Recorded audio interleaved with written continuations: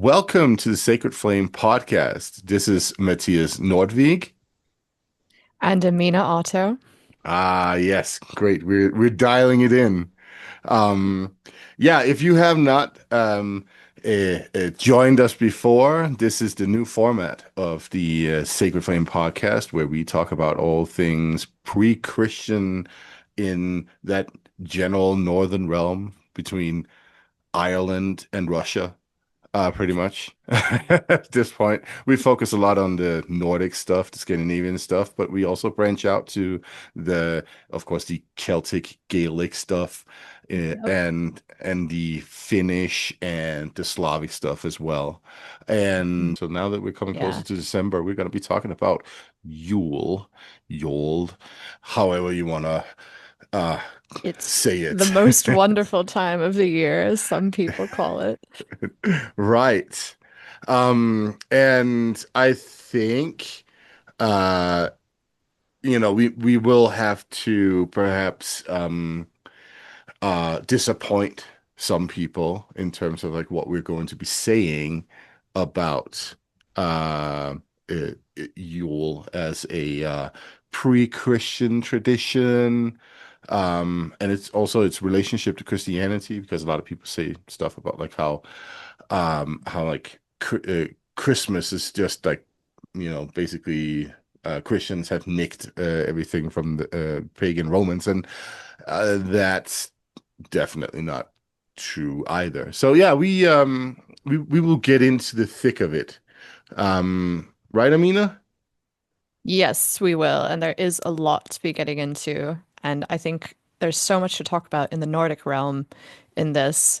And there's plenty in the Celtic. We don't know as much about the ancient Celts, but there are certainly many folk traditions that we could address that have come up in early modern, so anywhere from maybe the 15th all the way up through the 19th and 20th centuries, at least here in the UK. And I know the same can be said of Scandinavia and most of Europe, actually. So we'll try to balance a bit between the ancient and the more modern folkloric stuff, but there's a lot of really interesting things going on there.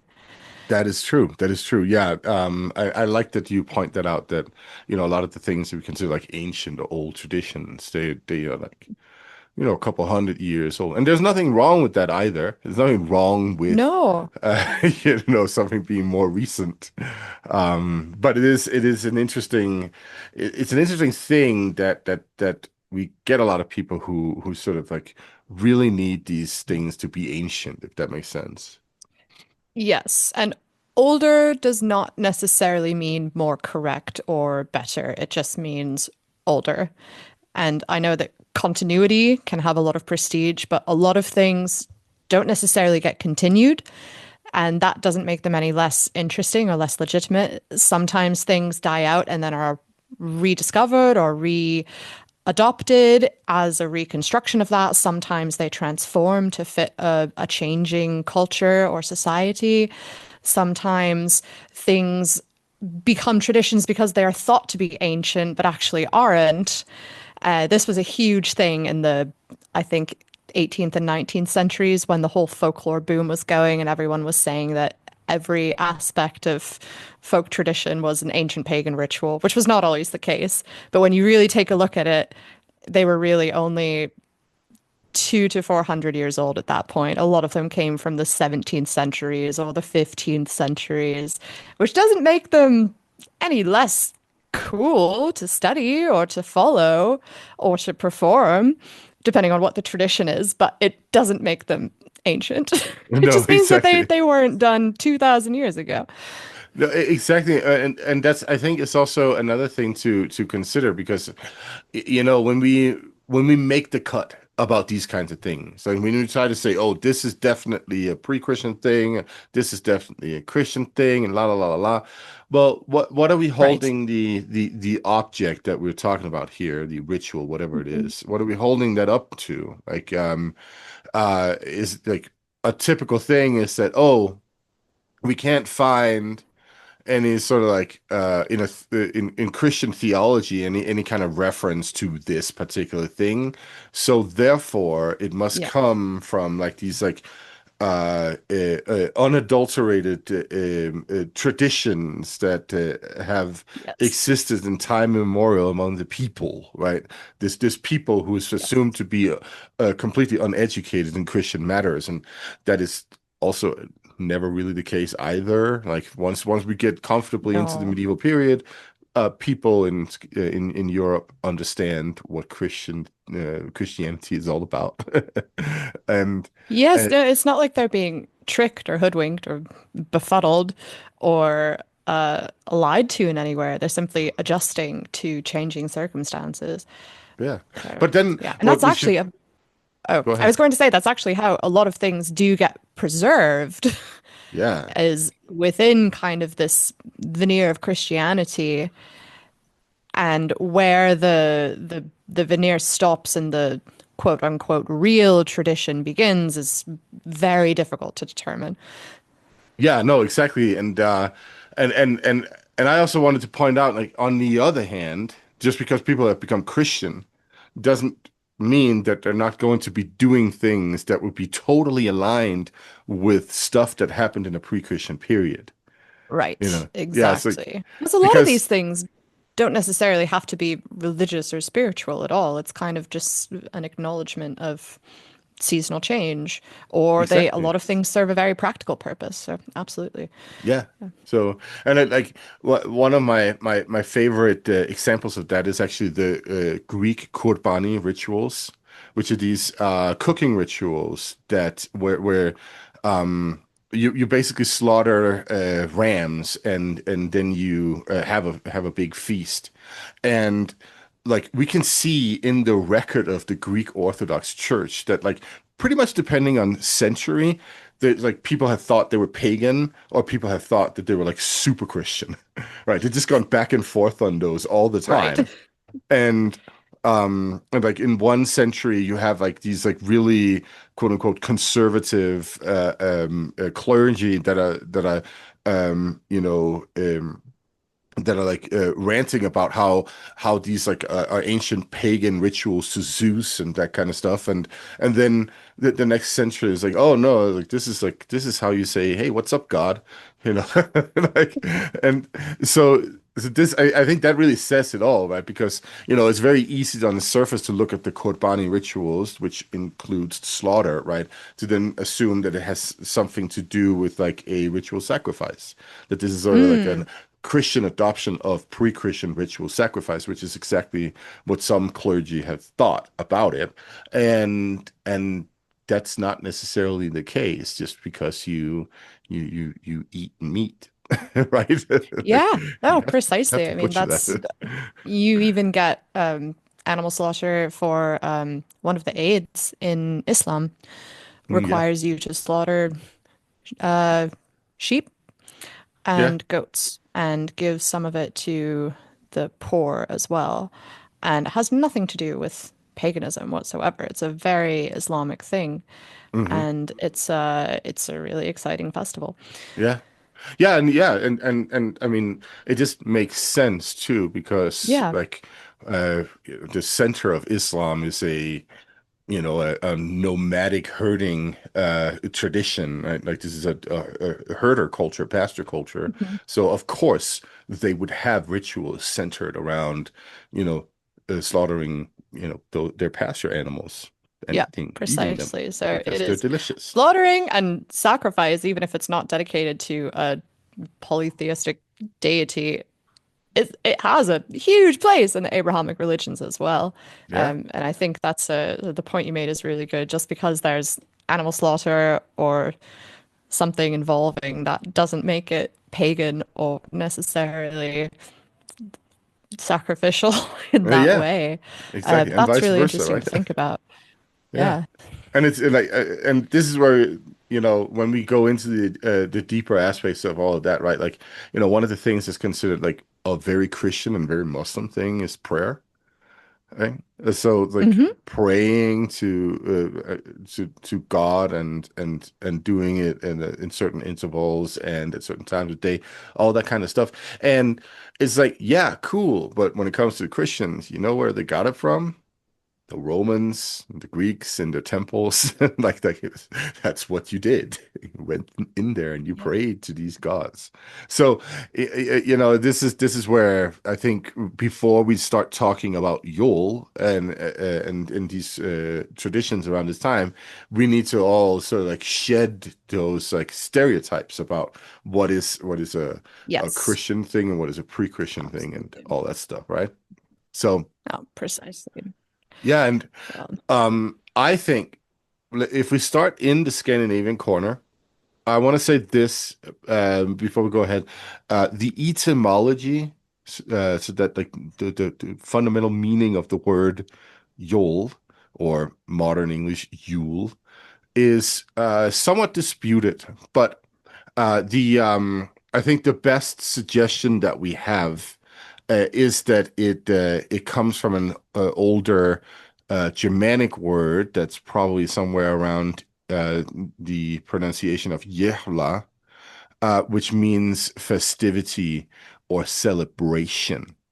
Now, the reason that I'm pointing this out and talking about it is because a lot of people in Scandinavia make a big deal out of the fact that we have this word Yule,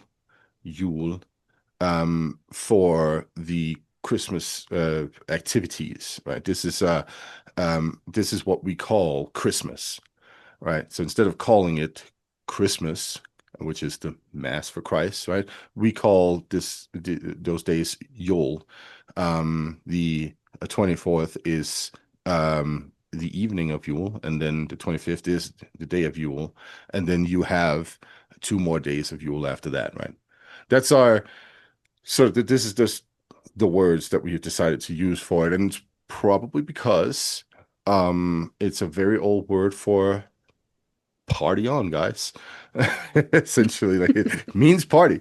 Um, and so like for instance,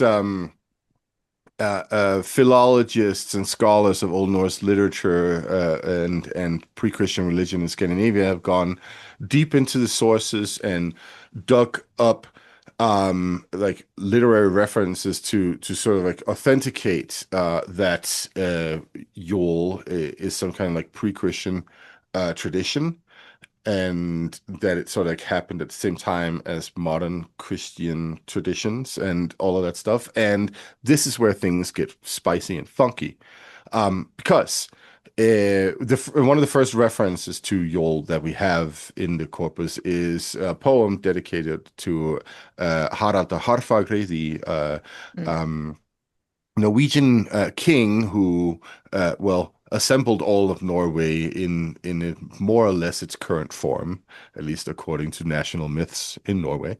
Um, and it's like I don't remember the poet, but it's a skaldic poet who references what he's doing, and he says he will have to drink Yule outside, possibly. I think the reference is kind of on a ship. Essentially, he'll be celebrating Yule on a ship, because he's like running around and waging war everywhere. Um, so that's like the first reference to Yule that we have. This mm, is in the late 800s, early 900s. That's the period that we're in. So the high Viking age, so to speak, and people make a big deal mm, out of that too, right? And then they're like, "Oh, okay, cool. So now we know a little bit about what Yule is about, right? Oh, they drink. There's like drinking alcohol for this Yule tide, this period in around Yule. And it's like, yes, that is a very likely interpretation. It's not at all unreasonable to make. But if the words simply just meant party, festivities, and so on, then that could just be the reference. So basically, the poet is saying, yeah, he will have to have his parties on a ship because he's not going to go to land, because he's out there fighting everybody so that he can bring all of Norway together. That's the first right. little thing we need to consider, right? That yeah, it's and possible that the earliest reference we have to this quote unquote tradition and holiday. It's actually just more of a broader reference to, getting drunk. If it can be traced back to that, then it's hard to say what it's kind of a chicken and the egg situation. Like when did it start meaning that specific seasonal festivity or party, or was the word generally applied because there were festivities and parties at this time? So it opens up a lot of difficult dialogue around that. But there's also another thing to consider, and that is, again, I want to preface this with like the poem is not like the first. I don't remember so much of it because I just like hopped on this podcast without doing my research, so I don't remember the whole poem. But if we think logically about all of this, the notion that Harald Hardfagri would be out on a ship around the high winter, Yeah, around that's kind of this. unthinkable. Yeah, that's Yeah. actually we sail in the summer months because Hmm. it gets gnarly in the ocean in the winter Yes. months. So I mean, if we think about that context, then we're like, oh, okay, so what we might actually be referencing here is like celebrations in the summertime, Hmm. or those like milder months, right? And Yeah, that changes context for everything. it Dun does. dun dun. It's complicated. It's complicated. Um, but then we have another source from the Old Norse material.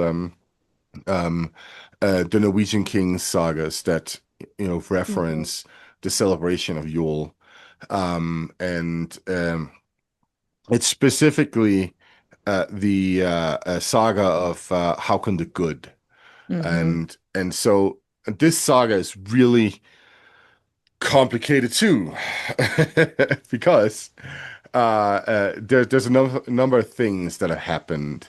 There's the early record on Haakon the Good uh, indicates that well, first and foremost, his biography is this: he was raised by Athelstan, the English king, Hmm. Yep, he was which is fostered in England. yes. Yep. So he was sent there as this typical thing that powerful men would do. They would send their soon to be powerful sons to some other powerful guy, and then let him raise him as a way to prevent war between each other, Yes. right? That It's a basically, kind of an artificial way of establishing family ties between powerful families, as you send your child to be fostered there, and then foster brothers can't fight each other. yeah, Or and I think it's not as common, but I think in Ireland at least it was sometimes done with women too, where you could oh, have probably, foster yeah. sisters. Yeah, but it I'm wasn't, I'm it's sure not that nearly as well also happened. attested. No, Yeah. I'm sure that also happened in Scandinavia. But Yeah. maybe Women more were a bit commonly, easier because you could marry them off, but exactly. fosterage was kind of a way to establish those family ties between men, Yeah, since you yeah. can't marry your son And off to another king. and also, use them as bartering goods and keep and keep them hostage, right? Yeah, Um, absolutely. Oh, definitely. so um so yeah, so that's what happens, and he's baptized. We know he gets baptized at Athelstan's court. And then he comes back to Norway, and this is where the story on his allegiance to Christianity then gets really muddled, because there are some indications that he might have simply just like been like, "Oh, okay, yeah, I was baptized, but never mind, I don't care about that." Um, there are also indications that he might have sort of like willfully like been like, no Christianity for me, Mm, done with that nonsense. Um, and it really depends on the source that we read on him. But what happens in Snorri Sturluson's version of his life, the saga of Haakon the Good in Heimskringla, this yeah, compilation of yeah. of Norwegian sagas that are attributed to Snorri Sturluson's hand, the Icelandic chieftain from the who lived from 1179 to 1241. Um, According to him, Håkon the Good was a faithful Christian, and he tried to, particularly to spread Christianity in the northern district of Møre, which is where like close to Trondheim today. Um, or it is the same area. And what happened was that he sort of fell out of favor with them because of that. And the whole setting for him trying to spread Christianity is this Yuletide feast, where he comes for the feasts. That Snorri Sturluson tells us, yeah, back then they celebrated Yule. I think it was like 10 days earlier or something like that. But Håkon the Good made it align with Christian mass um, by law, and for that reason they fall on the same time now. And Mhm. that's again this goes to this towards this a conversation about like did did Christians just nick stuff from pagans when they started celebrating their Christmas? And yeah, not really. I don't It's think pretty so here. hinky. Yeah. I remember, I cannot ever remember the exact reckoning of Yule, but it based on the lunisolar calendar, it has to do with the month starts on the new moon. The middle of the month is the full moon, and the full moon lasts 3 days. So I think it's the first, there's 2 months of Yule. And so you get 3 new moons within that time and 2 full moons within that time. And you have winter nights in there as well. But you also have to readjust it every few years so that it doesn't get knocked too far away from the winter solstice. So it's to set it on a fixed date is really weird because it Yeah. would shift a bit. It could shift as much as, you know, a week or two before it gets corrected Yes. Yeah. because it So was based on solstices and new moons and full moons. And Josh yeah. is going to kill me. He did a really good Yule class on this, and I'm completely butchering everything that he said. But there was a very specific way that they reckoned when Yule was to be celebrated and when Winter Nights was to be celebrated, and it was anchored to the solstice as well. And so Yes. to fix it on when the Christians celebrated their mass would probably feel really odd. Yeah, yeah, but it's also the kind of stuff where you're like, oh yeah, that makes perfect sense that some Yeah, Christian king would do that, right? Um, exactly. Like, oh, it's close uh, enough. It's within the yeah. time frame. So it's not like it's a completely bogus thing to do, but instead of reckoning it every year, you now just have a set time. Yeah. Yeah. No, yeah, and like so to just maybe I can clarify a little bit about the reckoning here. And also sorry to anybody who hears me sniffling. It is that time of the year. Yeah, so the situation is that if you were to count time reckoning based only on moons, then, and this is speaking of Islam, this is what the Muslims do. Hmm. Um, Yes, that's then, why Ramadan is all over the year, all the time. right, like yeah, so it's basically just like one year it's in the winter period, and another year it's in the summer period because they just like keeps cycling around because the lunar cycle. Um, Between like new moon and full moons and so on is off compared to the cycle of the Earth around the sun, right? Hmm. So The theory is, and this is the theory posed by the Swedish scholar Andreas Nordberg. The theory is um, that they used a lunar calendar that was anchored in the solar calendar, so Mhm. so it basically like got recalibrated, Yeah. and I think the shift is roughly 14 days per year. So Hmm. so so if you have um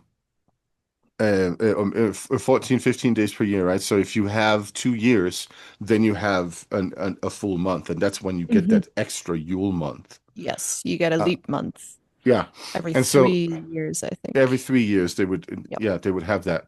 And so that means that 2 years of 12 months and then 1 year of 13 months and then back Hmm. to 12 months. Um, and there would be like different rituals and all kinds of things going on in context of all that. Now, the problem with that, if you ask me, is that it's a this is very intricate calendrical math, if you ask me. And we're talking about, okay, so do we expect these Scandinavians to be rolling like that, but not the Romans and the Arabs? Hmm. We're talking about ancient cultures here Yes. I mean, Mesopotamia invented the calendar. Hmm. So I think this is where I think it's a fascinating idea. It's a fascinating theory. It's a really interesting possibility, but it's also like, how do we end up in a situation where some a relatively sparse population living in huts in Northern Europe managing to come up with this intricate level of math in calendrical computation and not anybody else that I know of at Highly least. suspicious. Highly suspicious. But let's if nothing else, let's assume that the theory is correct and this is Mhm. how they counted their calendars. Um, yeah, then we would be in a situation where I guess Yule could fall anywhere in between the winter solstice and the next new moon, Mhm. right? So that would be somewhere between December 21st and then I guess at the very latest 28 days after, something like that. Yes. If the So solstice was on a new moon, then that would kick it about 28 days yes. later. Yeah, yeah, Yeah. yeah. Something like Hmm. that. So and again, I'm a scholar of 800-year-old literature, so I know very little about math. Just just for reference. That's why I'm not trying to do this. I was actually kicked out of high school math because I was so bad at it, and they told me to take another English class. So I'll be no help. But I did teach astronomy. So That's true, you did, yeah. Yeah, so that's like the complicated calendar behind all of this, right? And yeah, so maybe when Snyder Sturluson talks about like, oh yeah, they put by law the pagan celebration at the same time as Christian celebration. Maybe there is some historical correctness to that, so to speak. Mhm. Um, but yeah, that's like that's all we can really say about that if you ask me. And then you Yes. have, in the saga, there are descriptions of what they do. They Mm. drink, they drink to They play Odin. games. They play games. They There's drink memory rituals. drinks for their Hmm. ancestors, right? There's Um, feasts. We talked a bit about divination as well during yes, these winter times. they sacrifice horses and Sacrifice horses and cattle as well, I think. sometimes, yes, yeah, Yeah. possibly, yeah. Yeah, so there's like a It was a lot of good time things to be going on. inside. Yeah. Hmm. And I think that those are probably these sacrifices and the drinking and that kind of stuff is probably more accurate Mm. in many ways because I mean, yeah, what would people otherwise be doing? And we Mhm. know that, in Christian law, post-conversion in Scandinavia in the medieval period, it is stipulated that you have to brew beer for winter, Yes. for that Yule period. So that is part of the ritual. Hmm. Again, this is a Christian law, so we can ask ourselves if they made a point to make it a Christian law, would it be something that has internal Christian reasoning? And I'd assume that it does. But, you know, again, that's not something that is easy to just like suss out whether or not it's the case. Hmm. So, yeah. But yeah, so when we do like a rundown of like how did Vikings celebrate Yule? Well, they would probably sacrifice animals. They would probably drink, and they would probably commemorate ancestors and venerate deities, right? That's Hmm. like broad strokes. And we didn't have to ask ourselves, well, what about the Christmas tree? Because everybody keeps Yeah. talking about it as a pagan thing, right? You can see that reference to like, oh, the Christmas tree has some kind of like pagan origin, and that doesn't seem to be the case. I mean, No, I think it's Victorian actually, or it seemed there to have. It there was popularized during the Victorian era, but yeah, yeah. I There's mean, there's a there's a older using German greenery as tradition. decoration is not like that. That's ubiquitous Yeah, throughout yeah. plenty of traditions. But I think the Christmas tree itself is not particularly No, actually, pagan, so but so so what we know about the Christmas tree is that, it starts, um showing up in the German area in the hmm 1500s. That's when we have the earliest record of yeah. it there. Just like with the maypole. Hmm. Um it's hard to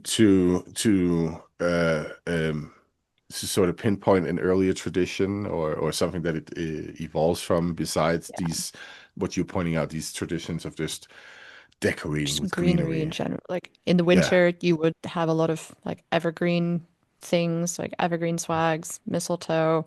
Hmm. Holly was big in the UK at least, and Ireland as well. Yeah.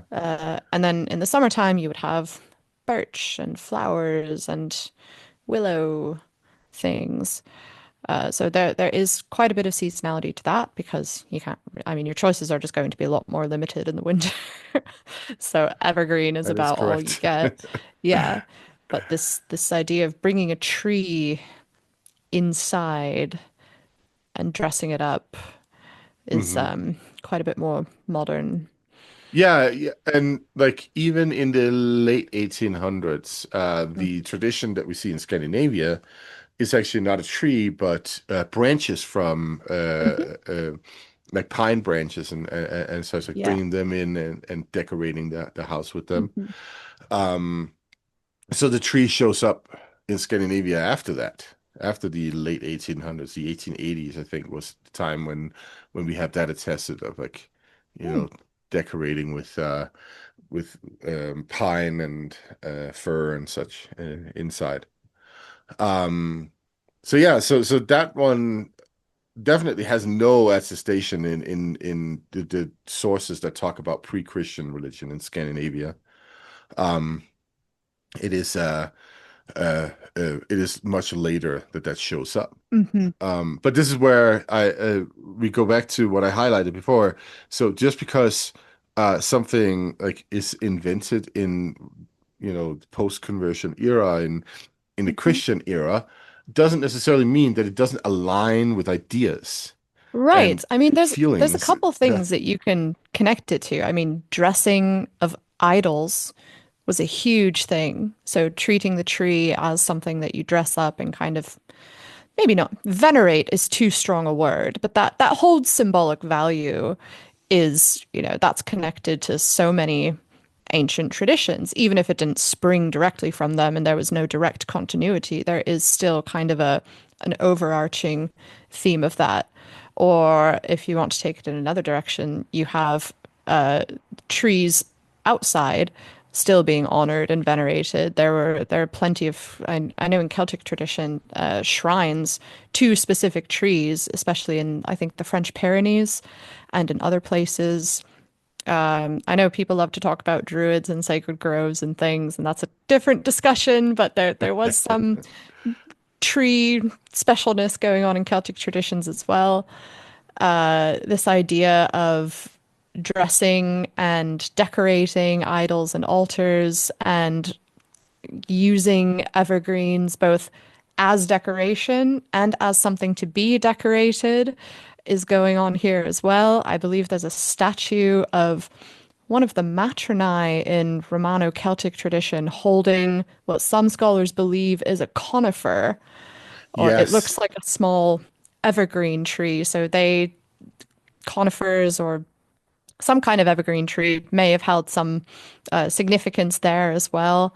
And we also So see it's that on the gulgupar, the golden yeah, that's very foils. absolutely Yeah, yeah. so So just there's for reference, when I yeah. mentioned that to anybody who doesn't know, like we got like thousands of these little golden foils that are imprinted with images of people and animals, Mhm. and the most common one that you see nowadays, like if you like were to Google it, you probably see like this man and woman facing each other and seemingly holding a tree sprout of some kind Mm. between them.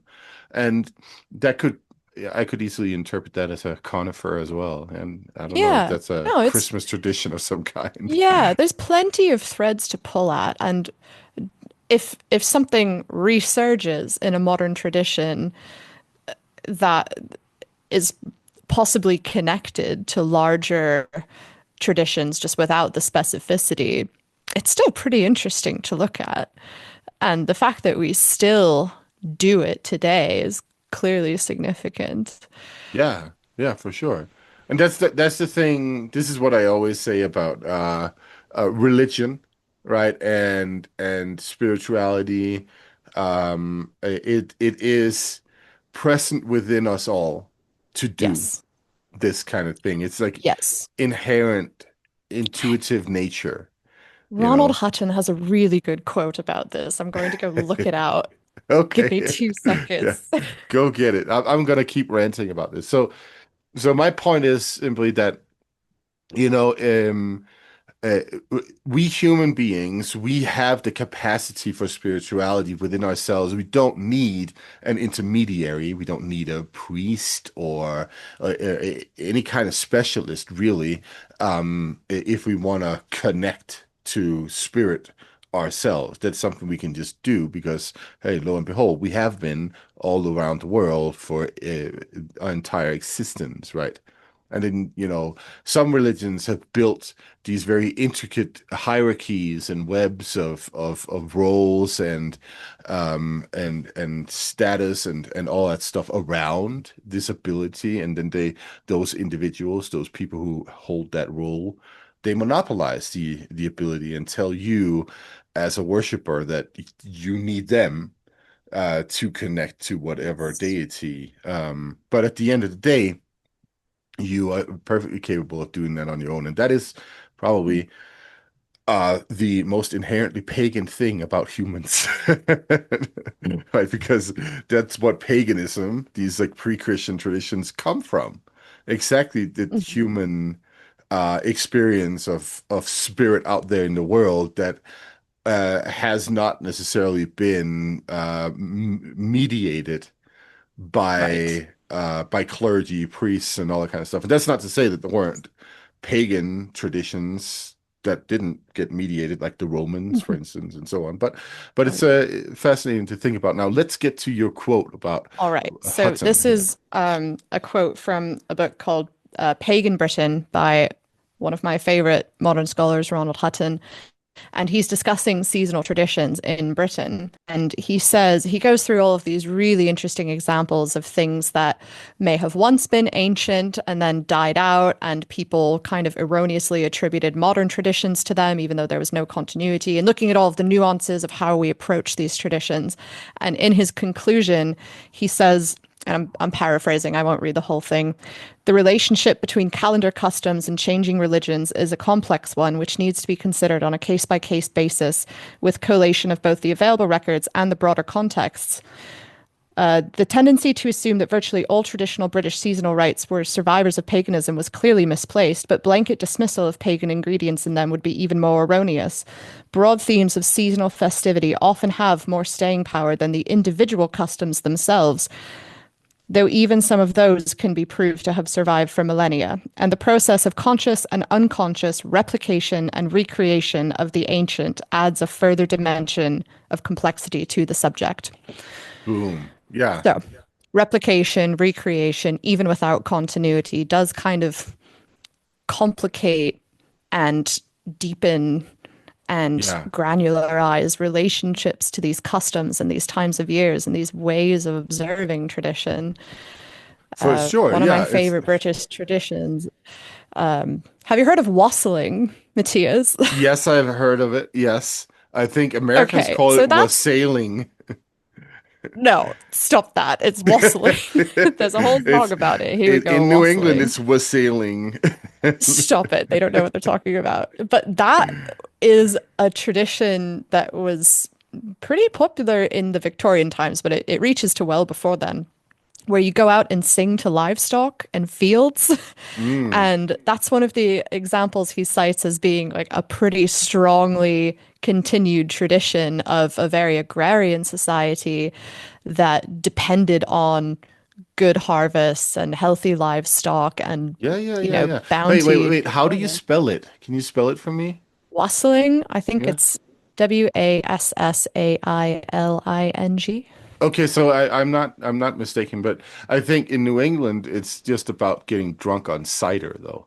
Uh Well, there like is a drink called wassail yeah, that you are isn't supposed to that where drink. you like go to from house to house and you Yeah, basically so now yeah. it's been kind of collapsed into caroling, where you Yes, go exactly. around and Yeah. you sing to people instead of livestock because we're Yeah. much more urban now, and urban people still wanted to go Boom. wassailing. That makes sense. Okay, so So, can I just say something about singing to livestock? yes. Because I mean, those who are deep in like their interest with Scandinavian cultures and all that stuff have probably run into kulning, this tradition from the Swedish and Norwegian mountains where you sing to the cattle and make them come home and those kinds of things, right? And this is like nowadays perceived as a very like Scandinavian thing, but at the end of the day, it's actually the way that people have herded animals, ungulates of various kinds. Like the singing, at least in Eurasia, the singing to your cows, your cattle, your sheep, whatever pasture animal it is, that you can communicate in that way, communicate with in that way.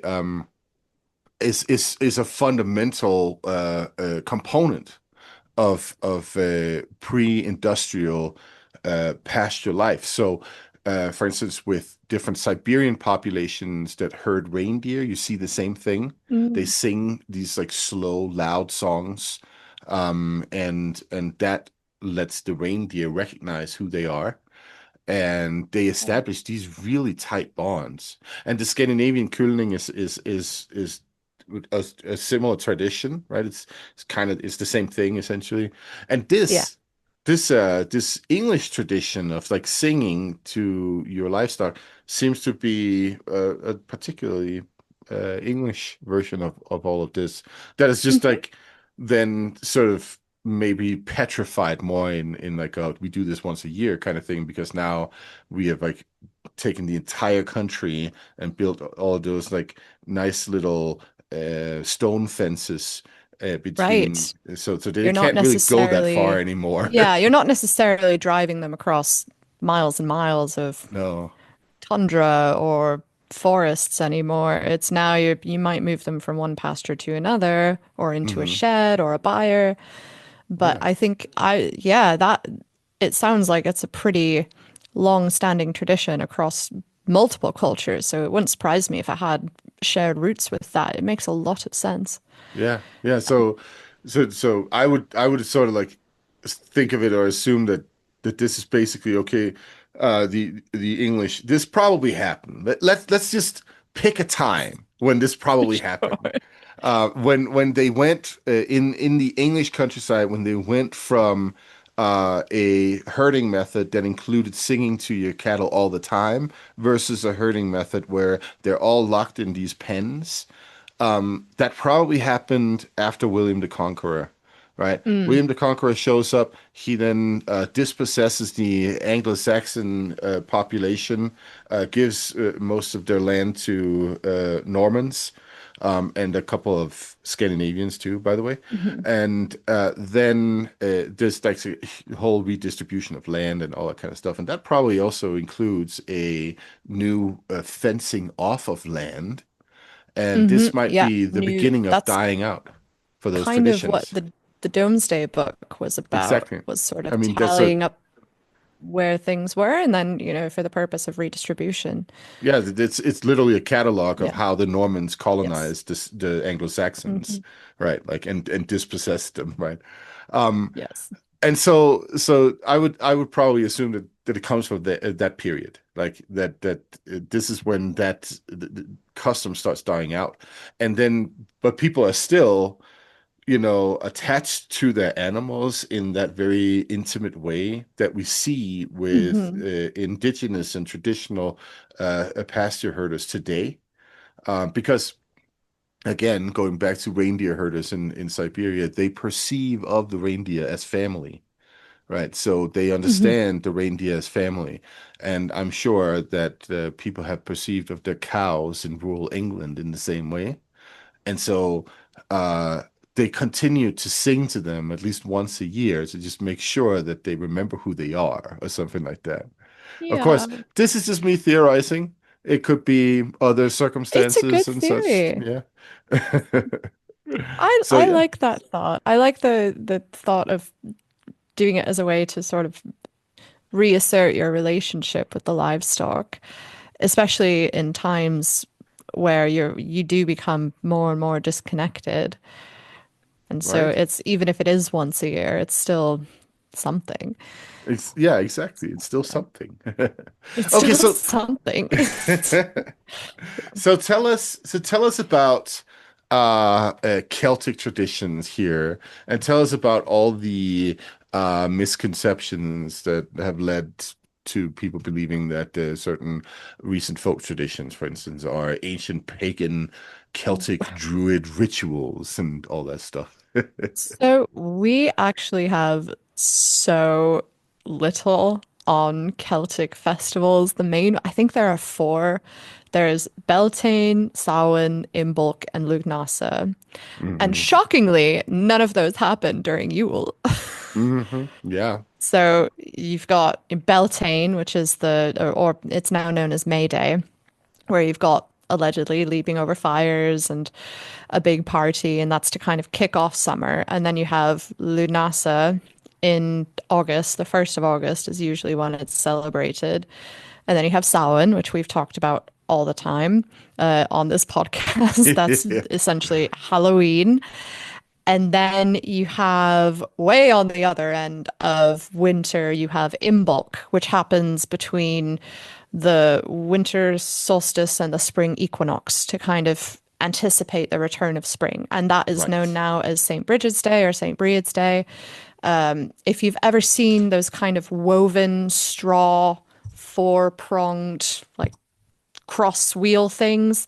That's Hmm. St. Bridget's Cross. Those Yes. are seen all over the place, and that's celebrated the 1st of February. Hmm. So you get, like, if you're going by the Gregorian calendar, you have the 1st of May for Beltane, 1st of August for Lugnasa, 31st of October or 1st of November for Samhain, and then 1st of February for Imbolc. Right. Yeah. So that's a very conspicuous gap in midwinter, Yeah. and we don't Yeah. really know, or at least I don't know. I'm sure scholars have looked into it. I'm just ignorant. But we're not really sure what celebrations or holidays would have happened during that time. So there's kind of this quiet area, sort of the inverse of what you get in a lot of the Scandinavian stuff, where their holidays are kind of All centered around Yule, Winter, and then yeah, winter we don't nights, really know what else they're Yule, doing. disting, and Yeah, then no other time because everyone's out yeah, raiding and or yeah, farming or they're too busy to yeah, celebrate. yeah. Yeah, So, it still boggles my yeah. mind that we can't really identify a proper ancient Scandinavian harvest ritual. Yeah, I mean, that we have traditions from the folk material from like the most yes, more recent that's centuries, quite a but bit later. Yeah. yeah. You do get quite a bit of folk things around midwinter and Christmas. You have like decorating things with holly. You have kind of this, you have the Cailleach, the old woman of winter in Irish tradition who shows up and makes everything cold. She reminds me a lot of Baba Yaga, Yeah, yeah. but she's this like winter crone. She's very cool.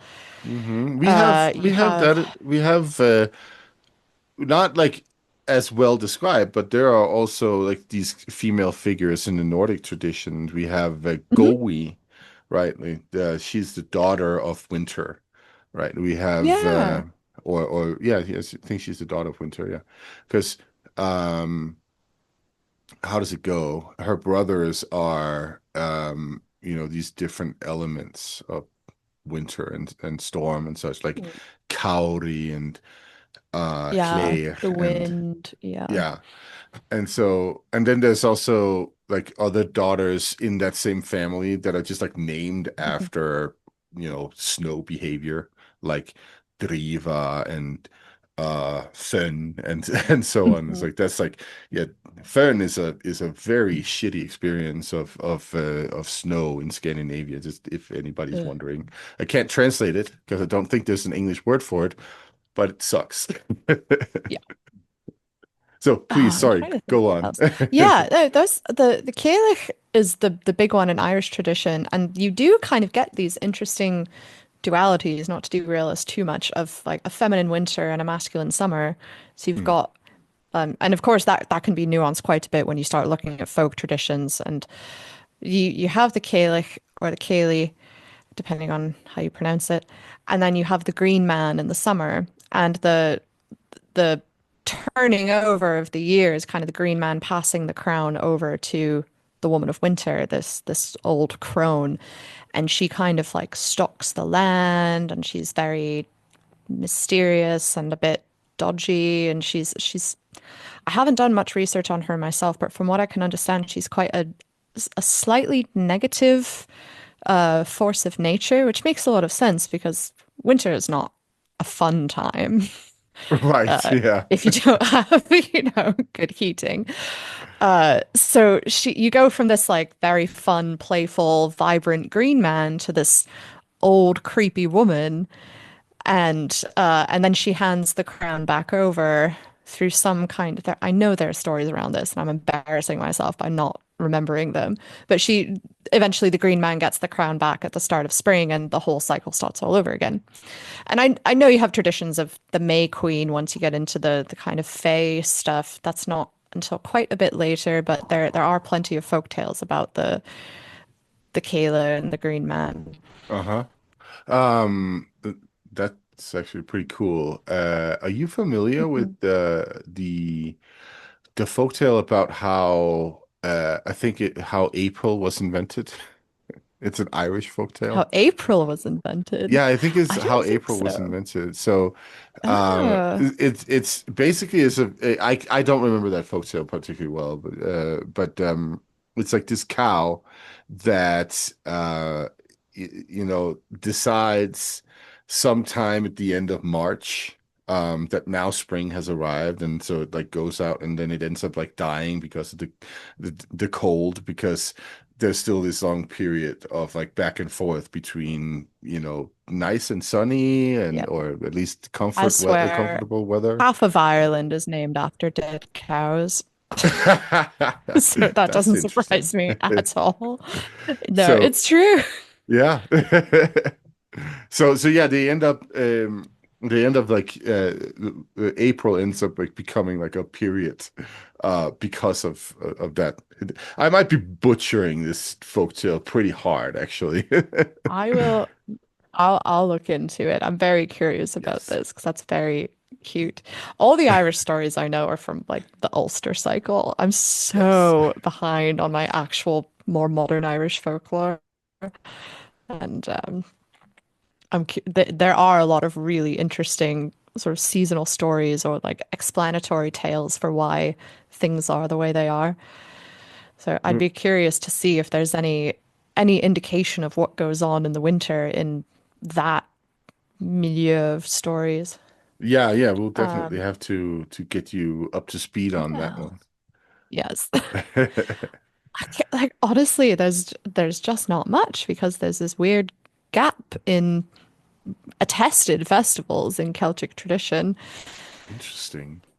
Like what is it that like is it just because Christmas became such a big thing and so it's sort of like erased what was there before? Possibly. Uh, I'm trying to theorize here. I mean, they were, I can't speak for all Celts, and this spans like a millennium and a half. But if it's a largely agrarian society, then it makes sense that winter would be the time when nothing really happens.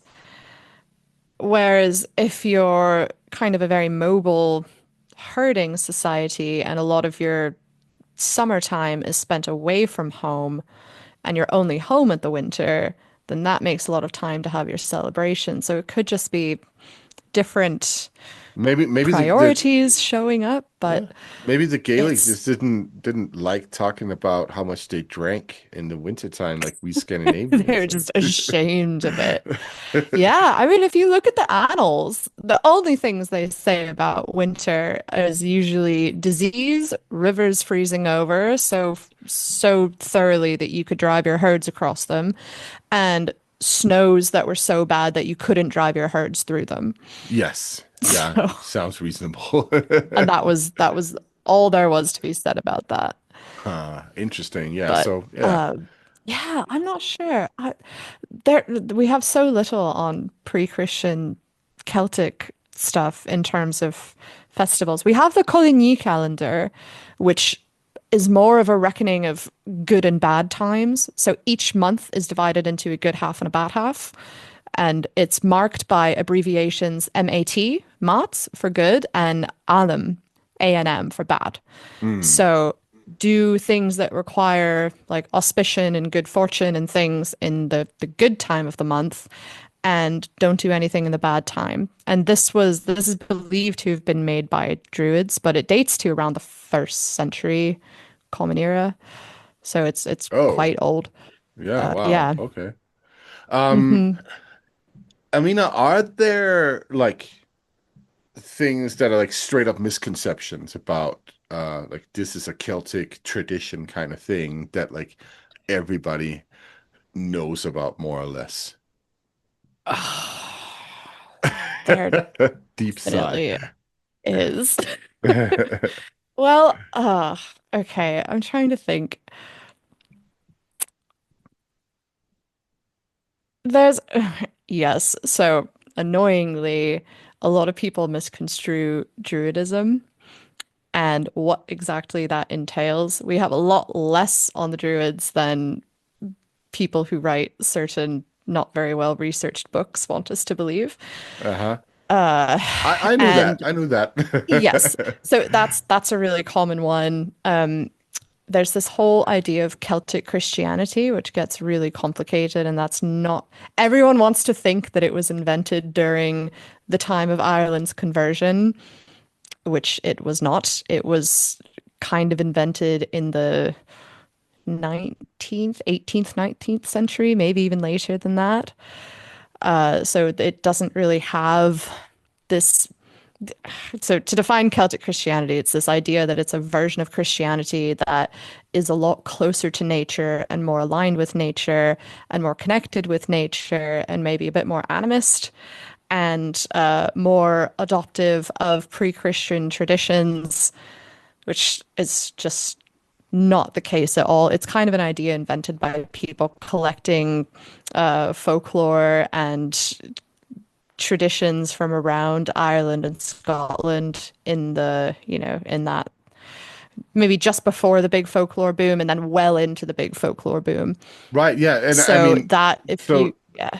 if we just like cut this down to like stereotypes, one of the common Mhm. stereotypes about like Celtic peoples is like quote unquote Celtic peoples, is Yes. that they're all like running around barefooted hugging trees up until either the Romans or somebody else shows up and destroys their Huge fun, right? misconception.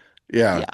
Like, and this is the the stereotype about Celtic populations, that has the violence counterpart with the Germanic populations, right? Like, so Hmm. like all Vikings, they're running around beating people in the head with an axe up until Yeah. somebody comes and destroys their fun, right? And this in this context, it would be Christianity that comes and destroys their fun, because that Hmm. it makes them quote unquote peaceful, which is absolutely not the case either. But Yeah. that's a different In the conversation, Celts right? case, it was the Roman Empire that came and destroyed their fun and made them peaceful and stopped all of this internecine fighting that was so inherent in their culture. If you want a recommendation for a very good article about why we have this presentation of the Celts as this very warlike people and these stereotypes around them, everyone should read Webster's oh my gosh, what is it called? It's like the Celtic barbarian or barbarism. Mm. We'll see if we can put it in the show notes or something. But it's this really interesting look on colonial discourse and how that affects the portrayal of colonized peoples. And it can be easily applied to the Vikings, even though they were Oh yeah. kind of the incoming people, but they weren't the ones writing about it. So, of course, if you meet people in conflict, you're going to write about conflict with them, and if that's Yeah. 100% of the view that you have of them, you're going to assume that they're like that 100% of the time. Yeah. And So that's how no, you get these stereotypes. Yeah. exactly right. And this is where, Scandinavians, his ancient Scandinavians, and also ancient Celts, especially those from Gaul and from the British Yes. Isles, even more from the British Mhm. Isles and Ireland, right? Yeah. They're like the noble savages of Europe, right? Yes, It's the like, timeless primitive, the noble yeah, savage, the um, like and primitive so warrior. Yeah, yeah, the exactly. barbarian. Yeah. The barbarian. And so like once we hit like the 1950s, 60s, and 70s, that's when we then also get a split, right? And actually, it comes before that with the Scandinavians. I'll get back to that, but we get this split where the Celtic noble savage becomes sort of like the hippie favorite. The Celtic noble savage is running around barefooted in the Yes. woods and talking to birds or something like that. He's like Tom Bombadil or something to that effect. Whereas like the Scandinavians, the Vikings, they become they have already with like Nazi fascinations and all of Oh that yeah. stuff, right? They've become sort of like the noble savage to people who are, war horny, right? Who love ideas of like warrior destruction, all that nonsense, right? Oh And yeah. so you get like that split, right? And so um you get hippies that are totally into the Celtic stuff and then, Yeah. Because there's uh this whole weird misconception that they were somehow closer to nature than other indigenous peoples, which is wild. yes. Um, the article is, I found the article. It's by Jane Webster written in 1994, and it's called Ethnographic Barbarity, Colonial Discourse, and Celtic Warrior Societies. So if anyone wants to read that, it's a really valuable resource and will kind of help you rethink a lot of these things. Sorry, Yeah. I don't mean to get too academic, No, no, I but think it's great. That's the kind of stuff that we want people to read and to mhm. better understand. It's not because like we're knocking anybody's like fascination with Vikings or Celts or anything No. like that. It's to better understand why you have that fascination, right? Hmm. And then maybe Yeah, evolve it too. I got into a pretty bad argument with a friend of mine recently who wanted to get a tattoo of Cernunnos. Uh-huh. And he asked me, what are your thoughts on Carnanos? Which is such a broad thing. And then we got into a whole discussion of Celts and ancient Celts. And he said verbatim, well, I think of the Celts as ancient barbarians who the Roman Empire really feared. And they were these really cool badasses who were running around in nature and had this connection to the wild. And I said, well, Mm. why do you think that? And then I told him that he had been manipulated by Roman propaganda. Yeah, and I mean also apparently he needs it, in his life, right? Yeah, it's like, And oh, Caesar got to you before I did. yes, and Oh, and Polybius really did a number on you. But yeah.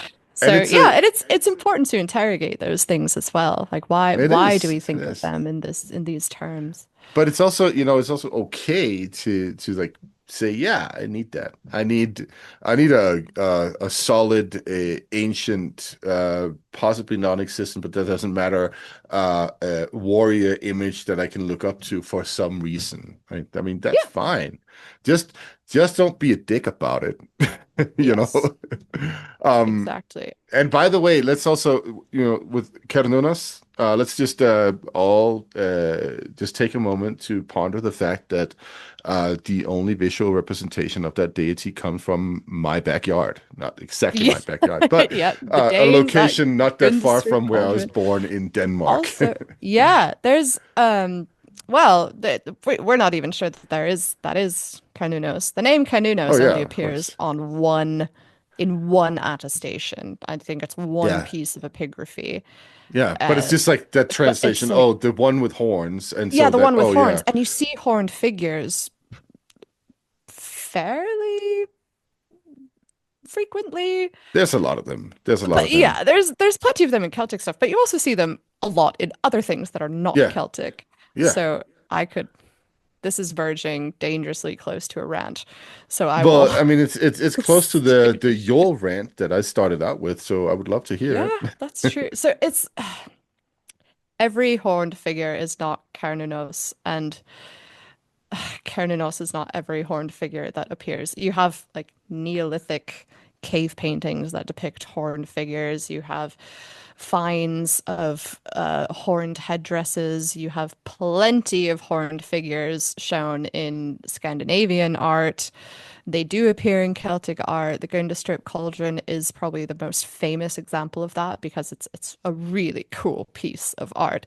It is. But that one is probably made by non-Celtic people, and it was found in Denmark, but it's considered Celtic because of its content, Yes, not and because of its location and not because of its art but style. this is where it's so But weird because there's actually a solid amount of quote unquote Celtic stuff from that period in mhm, Denmark, like specifically in Denmark. yes. And it's Um, always been sort of like, oh yeah, it's probably uh either gifts or war booty. And it's like, hmm. I mean, Or there was, or I it's a mean, copy culture. it's really hard to say where Celtic ended and Germanic began. Yeah. And it's really frustrating. If you want to draw along linguistic lines, which is probably the most clear, then you can kind of use the Rhine as a border, but even there was so much interchange and Yeah, migration. because you have So, you have Bohemia as well, right? Like yes. in the Czech Republic, which is Hmm. far beyond the Rhine, right? Yeah. Which is a location that was first populated, not first, it was first populated by populations that we don't really know. Hmm. But then at some point, Celtic-speaking populations show up, and then that gets overlaid by Germanic-speaking populations, which then get Yes. overlaid with Slavic-speaking populations, right? Yes. And So one of the it's one of the things that I really always want to highlight with all of this is that when we talk about these populations based on their linguistic specificities, right? mhm. We can note differences, pretty big differences, Yes. differences where, if somebody showed up and spoke a Celtic language to a Germanic person, that Germanic person would grasp very little, if any of it. Yes. Um, but what we can see with their cultures, right? What these people are doing overall, rituals, general beliefs, social structures, Hmm. roles, gender roles, a bunch of things, like is that they're pretty similar. They're Like the quite Celtic speaking similar. populations, Yeah. the Germanic speaking populations, and the Slavic populations. Yes. They're pretty similar. And as I pointed out so Yeah. many times before, the thing that's really separating people in Europe is the Roman line, right? Because Hmm. the difference is urbanized versus not urbanized, right? Exactly. Yeah. So, And that line moves a lot oh yeah, over the for course of sure. the expansion of the Roman Empire. So Yes. it goes from, the Gauls being kind of the frontier of that, and then it goes to the Germanic tribes being the frontier of that, and then it covers all of, well, most of Britain well into Scotland, which at one point was the frontier. So Yeah. it's a constantly moving line. So it's very important to keep in mind when exactly you're talking about and kind of how you're approaching these cultures. Yeah. Yeah. And this is where it, like, just gets really fascinating to then think about like going back to these Celtic, so-called Celtic artifacts in southern Scandinavia in the Danish area. It's like, what was actually going on? Is this people Mhm. copying Celtic neighbors? And Yeah. if they're copying, art styles, which we know that the Germanics did with the Roman stuff, right? They were constantly Yeah, like copying Roman all stuff knot later. work. Yeah. Yeah, Celtic and Scandinavian knot work. Its ancestry is traced back to Roman knot work that they Oh were doing shit, with don't mosaics tell and things. people that. Do you like How, my Roman knot work on my yeah, that's hands? some great Roman knot How work. about this Roman knot work? I have some too somewhere. You've got some Roman knot work. Yeah, I got some Roman knot work up here. You've got you've got to cut this out, Matthias. This is going to get us canceled. Yeah, we're gonna get so canceled. Nobody's ever gonna listen to us again. Yeah. There's gonna be like Ah, long Reddit threads about how we're posers. I know, truly. It's like But yeah, you're we're totally right. I secretly mean, just Romophiles. yeah, we just like down with the Romans. That's it. Yeah, no. But you Oh. are totally right. Like, I mean, the art does originate in Rome, right? And then you Hmm. have, centuries of layering on that. Right, And exactly. it's fascinating to see how, for instance, there's two things that happen with Germanic art, Germanic copycat art, right? One, uh, they very quickly take it to a super psychedelic level, right? Like so you have Roman naturalistic depictions of Hmm. humans and animals and stuff like that. And you can see like first generation of like Germanic Scandinavian copying of that imagery is sort of attempting to do the same thing. And Mm. then next generation, right, about 100 years after, it's as if somebody on an acid trip tried to like depict a horse and a human and that kind of so there's Yeah, something like happening. you can actually see this really well with Celtic coins, where they Yes, start off copying Greek and Roman coins and then they get more and more and more abstracted. yes, And that's the eventually same you with just the have, bracteates, right? yeah, you the just end the, up the with a few Germanic squiggles medallions. that might be a horse, might be a guy, might Yeah. be a face. And it's like Oh, that's you fascinating. got to wonder what why that happens. Like you can interpret it as sort of like this is their own cultural interpretations that Hmm. sort of like down the line start kicking in more and more. But maybe it could also be that the first generation of those coin makers, they were actually trained by Romans and knew what to do. Yeah. Second generation, not so much. And then like the Hmm. knowledge of how to do it sort of like just fizzles out. And then Yeah, they're like doing their best. Like that could be one exactly. interpretation. Yeah, they're trying, but Yeah. they've either lost it or they've possibly intentionally changed it as coin making developed within a different culture. But Yeah, no, that's I would say that that's probably the most yeah, likely thing that there's yeah. intentionality behind it. This has Hmm. something to do with how they think about their world and what they see. Yeah. But because we also have great examples of really poor skills when it comes to copying. Like one thing that comes Hmm. to mind is a particular sword that somebody. I think actually this is from the Danish area. This is we have two versions of this sword. We have a standard Roman sword that has a depiction, a naturalistic depiction of Mars at the base of it. And then we have a Southern Scandinavian copy of that exact depiction where Mars is not naturalistic at all. He's just sort of like a stick figure. And it's very clearly this guy did not know what to do. He just did his Huh. best, but it didn't work out, you know? So like It's that like would be the example of lack of skill, you know? the uh the Timu Roman sword, the Yeah, exactly. Wish.com Roman sword, the dollar store Roman sword. Exactly. Yeah. Oh, Yeah, well, so this has we've been strayed a a bit from Yule yeah. tradition. We got around a couple of things here. Yeah, But I mean, I think we should also continue our conversation about Yule for perhaps in, one of the upcoming episodes if we can squeeze it in. There's so much more to say about it if you ask me. there is. But Um, we have reached about the time where we need to we wrap have, this up, I think. we do. Yeah. Do you have It's any getting late over closing by you. remarks? It is. It's almost 10 p.m. and I have Ooh, so many more ooh. essays to mark. That's not cool. But I know. Yeah, Ah, closing remarks. Um, Thank well, you guys for listening. yes. Follow us on Thank you. Patreon, or Yes. sign up to support us on Patreon. Follow us on Mhm. social media. What do you Mhm. want to say? Instagram, TikTok, Blue Sky.